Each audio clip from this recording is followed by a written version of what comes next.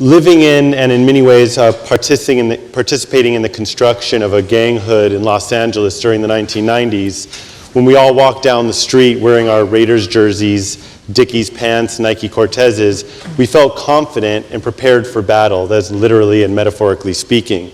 The seemingly superficial elements of style matters to how people act, perceive others, and are perceived by others. Style is particularly important to gang identity and performance, as I knew well then and now. But what is a gang?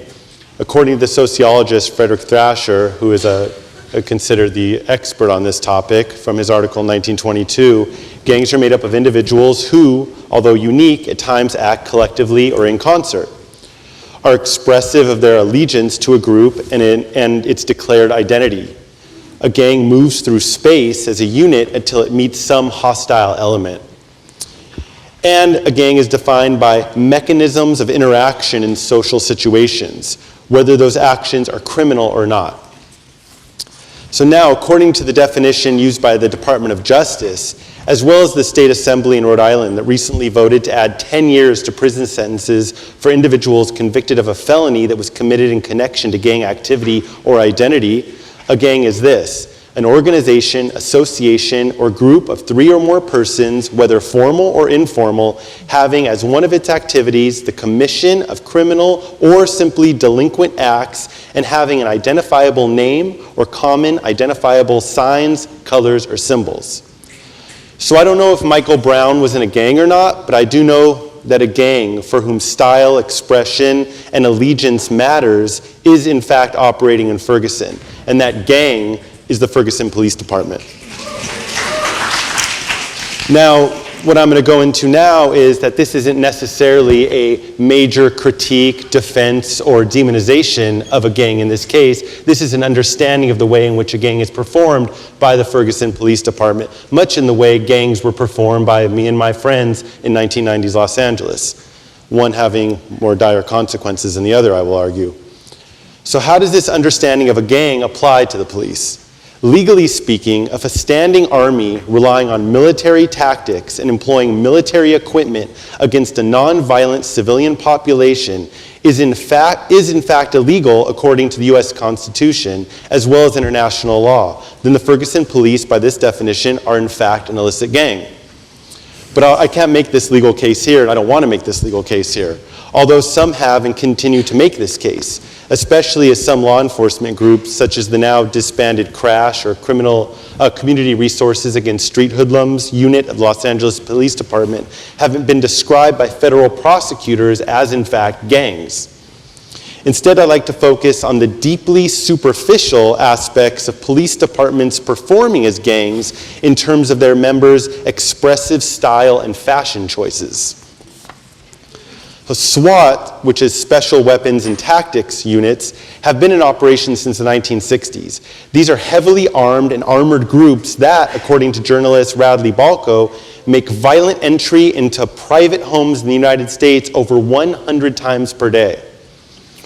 And overwhelmingly for non-violent, what are called consensual crimes. That is, public order crimes in which participants consensually participate and for which there is no immediate or direct harm being done to potential victims. When encountering the public, members of SWAT and other tactical law enforcement units rely on military hardware that ranges from combat-grade semi-automatic high-powered weapons and camouflage clothing to full-body armor and armored attack vehicles, to, increasingly, airborne drones and other technologically advanced and legally ambiguous devices. Over the last 2 decades, the military and State Department have donated millions and millions of dollars worth of surplus equipment to municipal law enforcement agencies that apply under the guise of thwarting terrorism, stopping drug cartels, and disbanding organized criminal syndicates, and increasingly so to stop illegal immigration. And these are hardly accurate descriptions for what is occurring in Ferguson, Missouri. And along with this equipment come military advisors and ex-military trainers educating local civilian police officers in combat tactics. In addition to this, police in cities and towns across the country drive around in souped-up vehicles and equip themselves on a daily basis with intimidating military-style black jumpsuits, shin guards, bulletproof vests, reflective glasses, as well as the standard issue of high-powered handguns and, I'm going to do air quotes, less than lethal munitions. Combined with military-style haircuts and battlefield-learned demeanor and language, these deeply superficial fashion and style choices have real consequences. Militarized police need an enemy worthy of the equipment.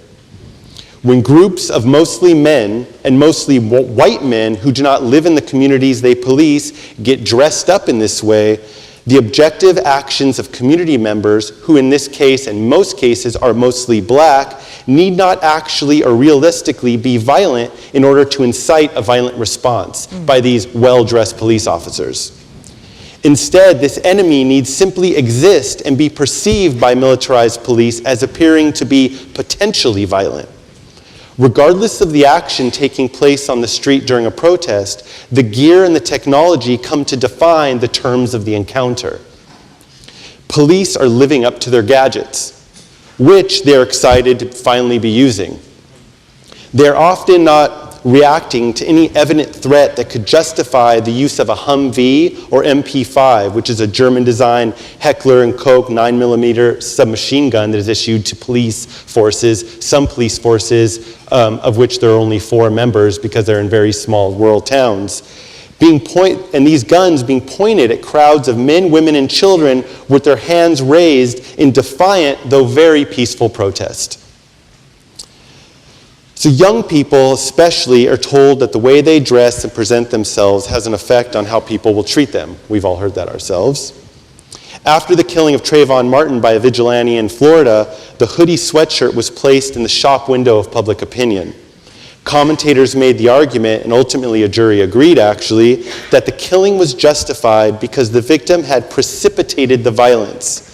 And in criminology, this is called victim-precipitated homicide.